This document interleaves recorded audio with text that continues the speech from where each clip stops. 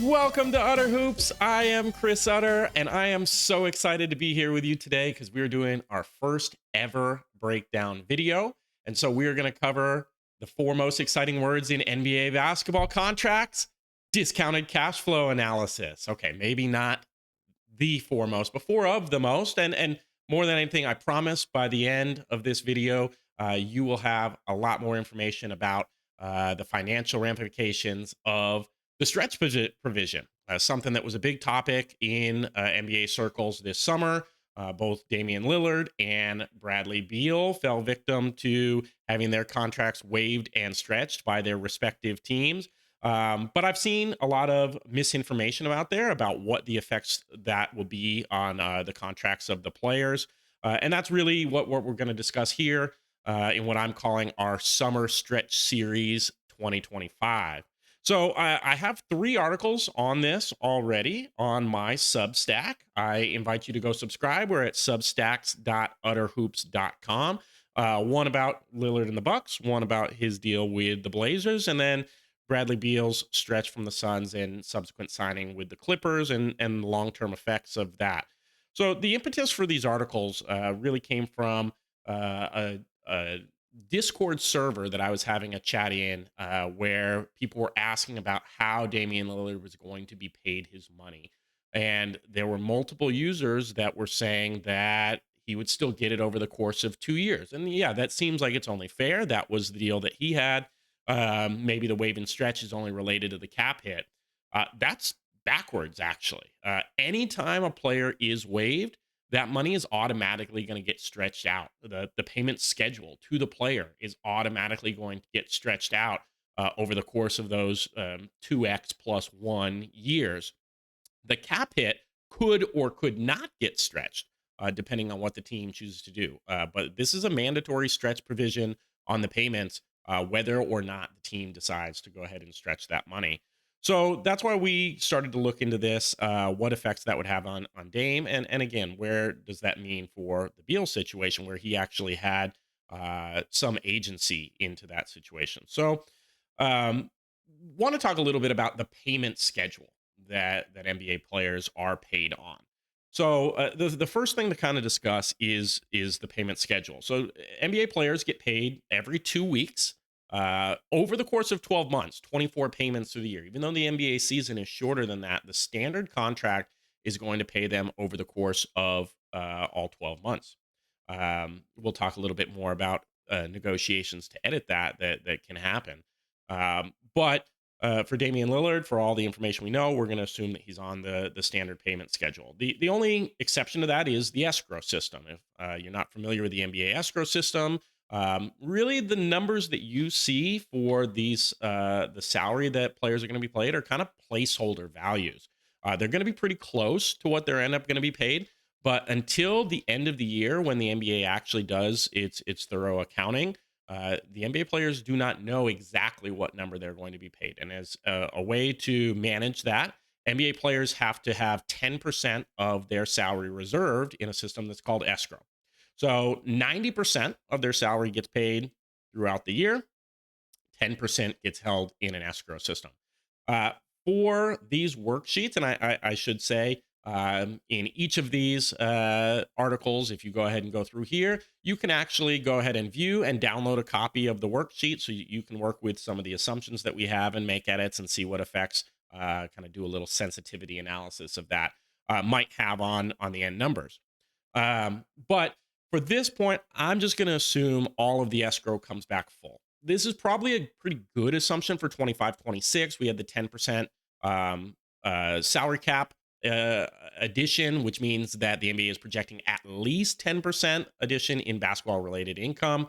So I think for at least the next year, we're probably pretty safe with that. In the future, it becomes a little more dicey. You can change that number. I did not set it in these worksheets to be one for each year. That would be a change that you could make if you wanted to make that to your sheets. But I'm working off the assumption that all of the escrow is going to be returned. It is possible that actually basketball related income comes in so much higher that the players need more money on their contract. So they could actually make more than the number that you would originally see. And that money would come directly from the owners. So Let's take a look at Damian Lillard's last 2 years with the Bucks, and this is actually an extension that he had signed that was just taking effect at the time that he was waived. So this is a 2-year extension, $112 million extension that he was just starting. Again, he would be paid a little bit over $2 million every paycheck, not a bad paycheck to be able to get. And at the end of the year, assuming all the escrow comes back, the first payment of escrow happens at the end of the July moratorium. It get paid out over the rest of the payments that he has there. So if we were to take this all the way over to the end, that's the second year here. And I'm going to run this out for another 5 years. We'll talk more about that in just a little bit. So um, that would be the full amount of the contract that he would make there. Now, I'm trying to assess how much real money effect do these contracts have on these players, and do these transactions have on these players. So I'm looking at take home money for this. That's a little bit hard for me to estimate. Obviously, they pay very high taxes. They have fees that are related to their agents, to the union, probably other things that I don't have any idea about. So I'm just using 50%, right? Whatever their gross pay is, let's say 50% of it comes home. Again, something that you can kind of adjust on your own. And what we're looking at here is time value of money, right? The concept that being paid earlier is being paid better than being paid later. A dollar today is not worth the same as a dollar tomorrow. So there's a growth rate to this, right? An investment amount that Damian Lillard is going to be able to get on this money if it's coming in now, right? So we're using 8% on that. I think that's a pretty conservative number to be able to use for people who are investing tens of millions of dollars. And sure, you could say, well, he's going to get that money, but he might spend that money. I'm kind of using the concept of last in, last out here. So the money that comes in here, unless he goes completely broke over the next 5 years, which is not going to happen, then all of that money is still going to be gaining interest over the course of this time horizon that we're looking at here. So you can start to see in the first year, in the first paycheck, he has $1 million. That amount of money is now worth a little over $3,000 just in accrued interest in the half a month that it sits in his account. So as we run this out with that take home money and with the investment, that contract, had he not been waived and stretched, would have been worth about $76 million 5 years from now.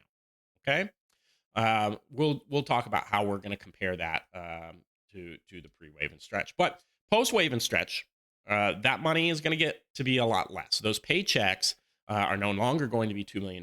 They're going to be only $800,000. The interest that's going to be accrued on that is way less than the $3,000 that he was making there. And yeah, in $2,000 on this thing, we can hand wave that and say it's not much, but you're going to see that it does add up over time. So as we take the wave and stretch, again, he's going to be paid over 5 years, 120 payments here. Escrow paid out over those 7 paychecks, year after year after year after year. And in the end, 5 years from now, that money is only worth $68 million. Now, we're going to do a calculation back to net present value. Use a discount rate, maybe somewhere between 2 and 3% is a reasonable amount to use for a discount rate. And that's basically tracking inflation. So, what does that mean for today? In today's money, getting waived and stretched cost Damian Lillard about $7 million in take home value. So it's not something that we can just kind of wave off. This was real money that is lost in this transaction. Now, the nice part for him is that he can now go sign another contract and make up some of that money. So he did go to Portland and sign a new contract. Right, that contract has a little bit of an interesting structure. It starts at the full non-taxpayer mid-level exception for this year, $14.1 million, and then it drops by the maximum amount that it can drop, 5%, and then it goes back to that $14.1 million value again in the third year, which is a player option. Lillard did also get a no trade clause in this contract. So a lot of interesting pieces here, but related to the financials, we're really only looking at these first 2 years, the 2 years that are going to match up with the 2 years that he had remaining on the Bucks contract in the comparison of what was it like before he was waived and stretched versus what was it like afterwards. So when we go to, and I'm in the second tab here, and I'm going to show here's the 2 years that are under contract with the Blazers. I'm going to scroll down here to the bottom. This looks very similar to what we looked at before across all the paychecks. How much money is this worth? We'll scroll it all the way to the right real quick. 5 years from now, okay, that money's worth $18 million. But unfortunately, Lillard will not net $18 million in take home value on this. And that's because there is a clause in the CBA that allows the Bucks the right to set off. So for every dollar that Damian Lillard earns under a professional contract during the original timeline of his contract, so the next 2 years, that money is going to be compared to the 1 year vet minimum salary, and half of that money the Bucks get to keep. They get to choose not to pay it to Damian Lillard. So they're going to keep a lot more money in pocket, and that we'll do the analysis of set off here. We'll look back at the top. These are that 1 year vet minimum salaries. So when we subtract that amount, this right, we subtract that amount and have it.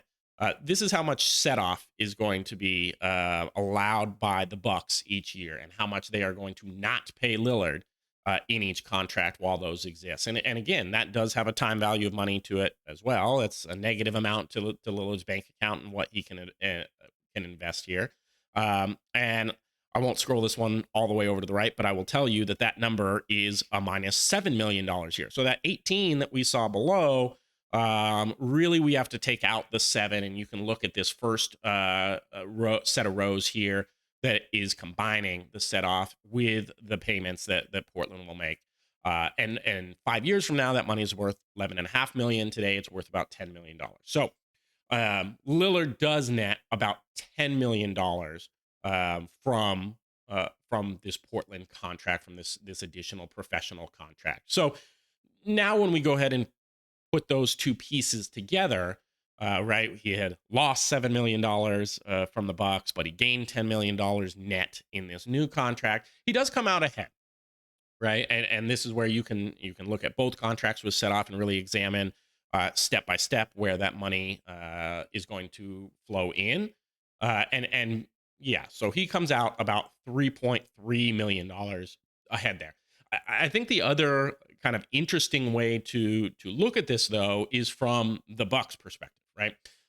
If I look back at this part here, and the Bucks don't have to pay taxes, they don't have to pay agent fees, they don't have to pay error, they're going to keep the money, right? So for the Bucks, this isn't 50%; it's 100% of the money they get to keep in pocket, almost $14 million that they get to keep in pocket by performing this stretch, plus the set off that will be the Bucks value, right? And I'll go back over to this side here, and we'll take a look at from the Bucks side here another $12.5 million here. So the Bucks will recapture 26 over $26 million in today's money on these contracts, from a contract that was originally 112 million over the next two years. So they're recouping about 20% of the money that they would have, in real dollars today, about 20% of the money that they owed Lillard. And for a player that is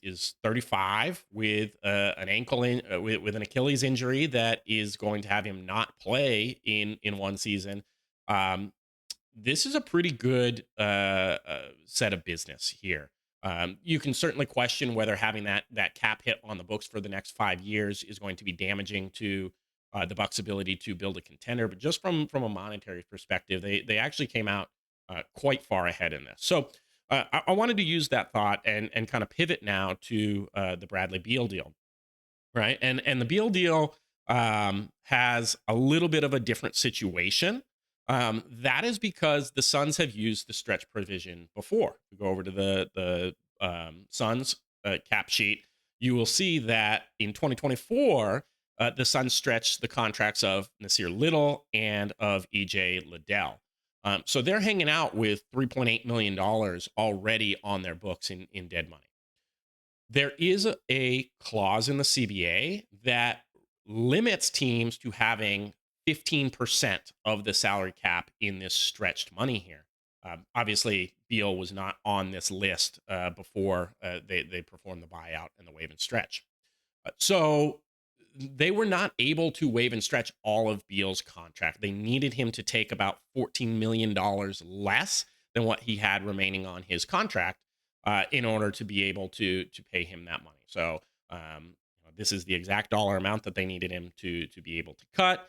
And that was going to bring them down to now about $97 million so that they could stretch out. And we're going to take a little kind of a detour here for a little bit because another interesting thing came up in the evaluation of Beal's waive and stretch. There was a lot of question over the Suns were very clear, right? This is the amount that we're willing to pay you because we want to be able to stretch your contract.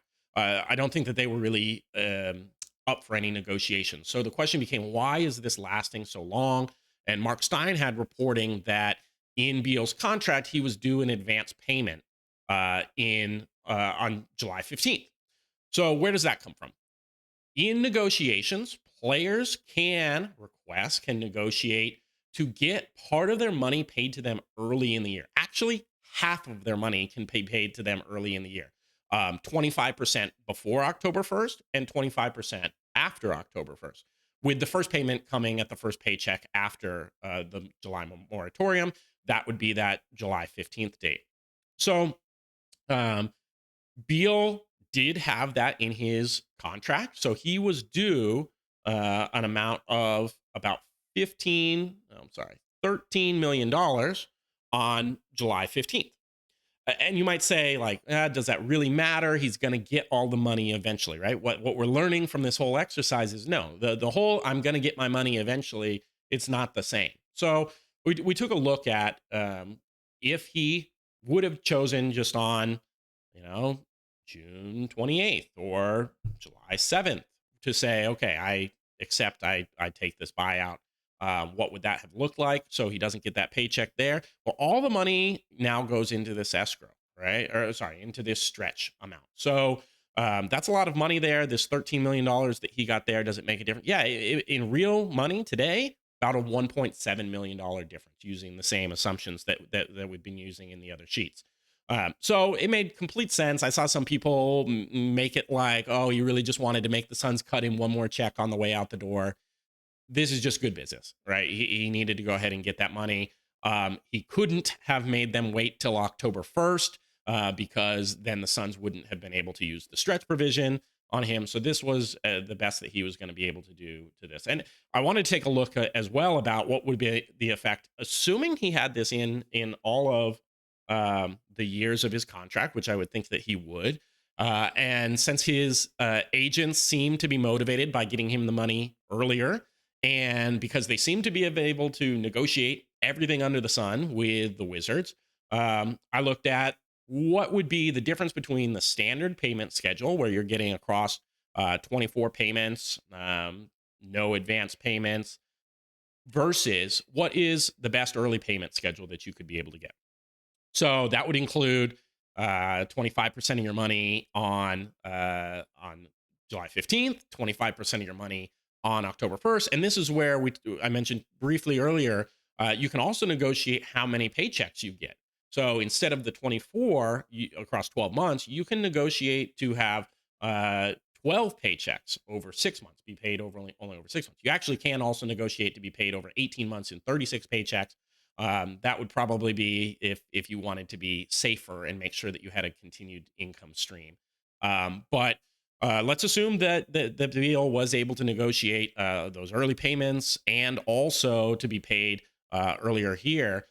What kind of difference would that make across the 5 years? This is from 2022 through 27. And I'm assuming in this case, he wasn't waived and stretched. This is just at the time that he signed this 5-year, $251 million contract, what the difference would have been. So the only other interesting part here is that if you are paid on that 6-month schedule, your escrow is going to come in one lump sum. It has to be paid within 60 days of the end of the July moratorium.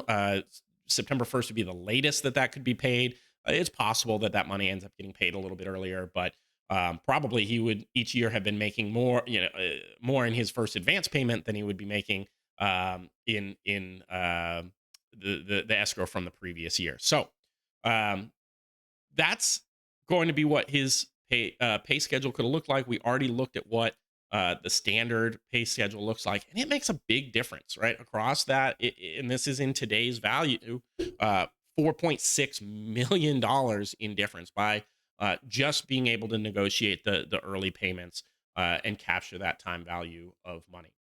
So Beal did very well, obviously, in a lot of different ways on that negotiation. But let's go back to the transaction this summer and see where kind of Beal stands on all of this. So um, again, we have the waive and stretch numbers here. I can tell you in net present value at $68 million.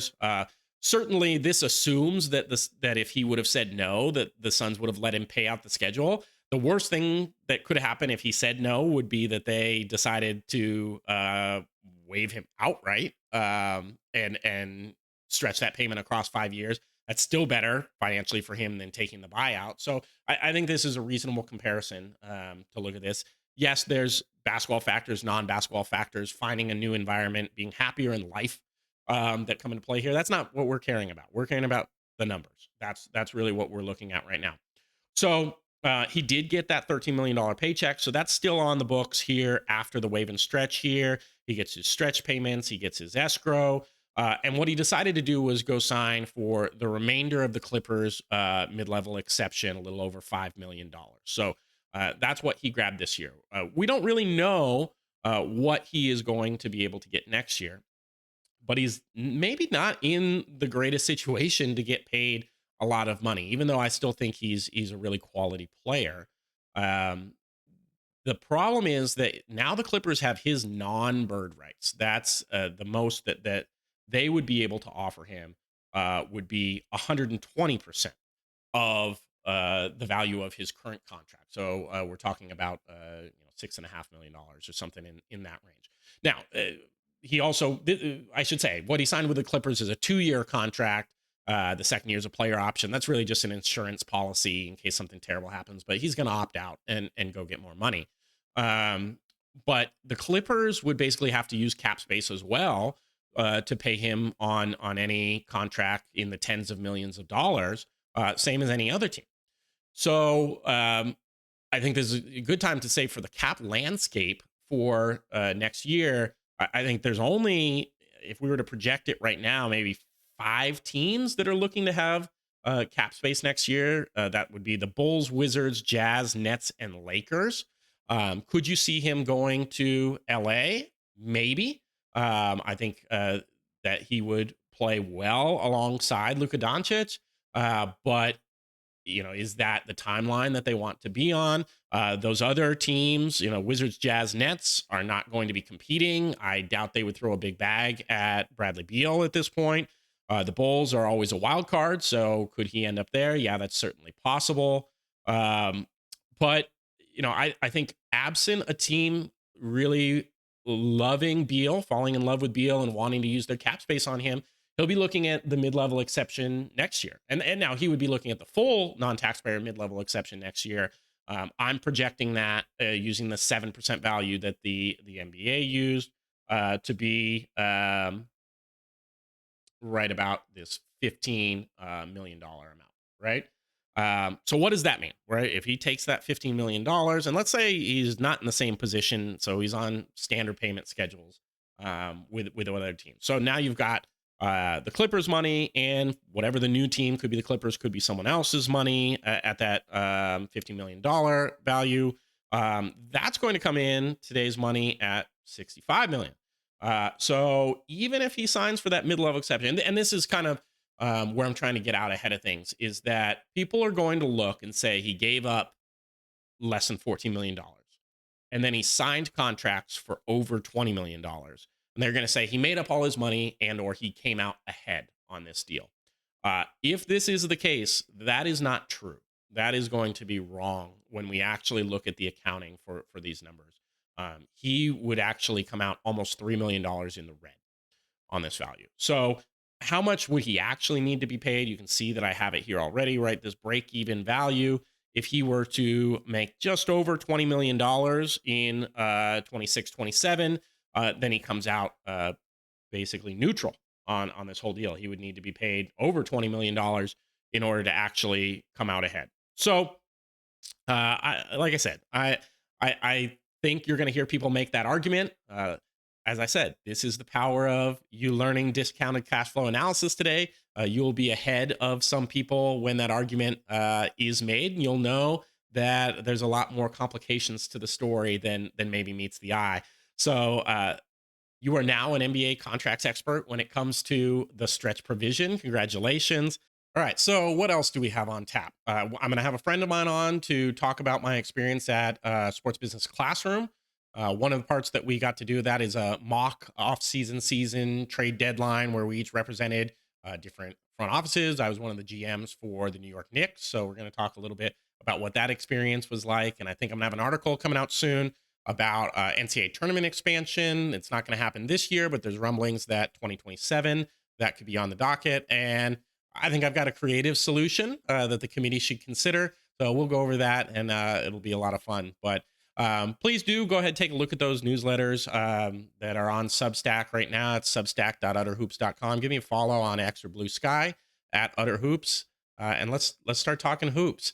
I'm looking forward to it. Thank you guys all for being here today. I'll catch you next time. Thank you.